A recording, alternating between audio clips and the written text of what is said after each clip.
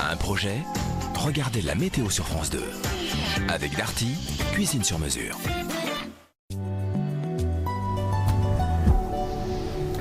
Bonsoir, étiez-vous avec nous dimanche soir? Je vous montrais cette image d'Avoria en vous disant qu'il allait neiger en abondance. Ça s'est produit, Avoria, aujourd'hui, sous la neige qui est tombée donc en montagne, sur les Alpes, mais aussi sur le Massif central, avec le courant qui s'est orienté au secteur nord à l'approche d'un anticyclone. Ça, c'est la bonne nouvelle, le temps qui se calme pour la fin des vacances de la Toussaint, au moins pour ces prochains jours, avec donc une très nette accalmie. On a revu le soleil sur la moitié nord. On a eu quand même tous ces nuages qui ont tournicoté autour du Massif central, en apportant donc de la pluie ou de la neige, pluie qui est tombée en abondance en Lozère, dans le courant de l'après-midi encore. Tendance à l'accalmie donc avec demain, un temps qui sera sec dans l'ensemble. On aura un petit peu de grisaille près de la Garonne, pas mal d'humidité sur le nord-est. Alors dans l'après-midi, on verra quand même toute cette humidité reculer vers la frontière luxembourgeoise et allemande. Et puis dans le même temps, le ciel va se voiler près des Pyrénées. On aura donc un temps assez calme dans l'ensemble, avec quand même des températures assez basses demain matin en raison de ce ciel dégagé. Donc cette bulle d'air froid qui s'est bloquée sur la France, pas pour très longtemps heureusement. Demain matin, donc température négative au sud de la Loire, principalement du Massif central aux Pyrénées. Température assez basse également en Provence, 5 degrés à Marseille, mais 6 degrés à Paris pour commencer la journée.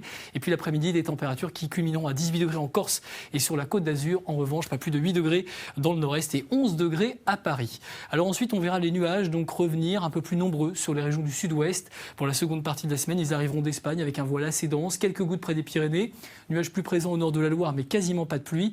En revanche, dès vendredi, les pluies vont commencer à revenir avec des nuages plus présents près des côtes de l'Atlantique, pluie discrète, mais un peu plus marquée quand même dans le golfe du Lion, pluies qui vont remonter de Méditerranée et occasionner un samedi très humide et très gris sur les régions de l'Est, essentiellement donc de la vallée du Rhône jusqu'à l'Alsace. Temps assez gris dans l'ensemble sur le centre du pays et puis le vent qui arrive de l'Atlantique. Donc un temps assez frais pour ce week-end, mais pas de gelée. Les températures seront plutôt classiques pour la saison dimanche, avec encore ce temps assez nuageux près des Alpes, plus ensoleillé en Méditerranée.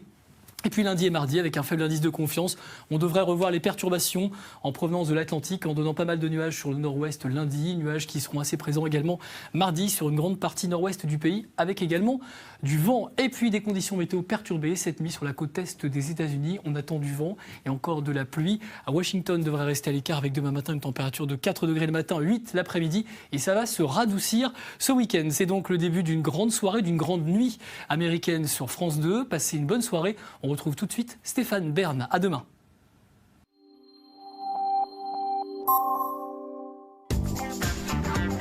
Un projet?